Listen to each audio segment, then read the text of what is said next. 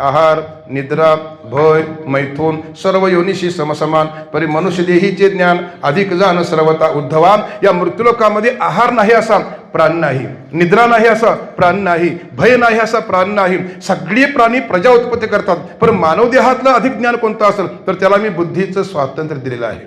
सत्यासत्य मनुष्याला कळतो, धर्म अधर्म मनुष्याला कळतो, हित अनहित मनुष्याला कळतो, न्याय अन्याय मनुष्याला कळतो, अजून खरं खोटं सगळं कळण्याची कला भगवंतानं मनुष्याला दिलेली आहे. आणि तो देह तुम्हा आम्हाला मिळालेला आहे. मनुष्य देहाविषयी शास्त्रकारांनी काही मनोगत व्यक्त केली. त्यात 2-3 प्रवाह आहेत. एक प्रवाह असा आहे ना, ज्ञानोबा वर्णन करतात, आगा कर्मी जे उरावे ते सुखदुःखी फळावे, ते भोगावे यावे, देहा एका मागलं कर्म शिल्लक राहावं, ते भोगासाठी देहाला यावं लागतं. एक प्रवाह आहे. दुसरा प्रवाह आहे, पाप पुण्य करुणी जन्माये तो प्राणी, नरदेहा येऊनी हानी केली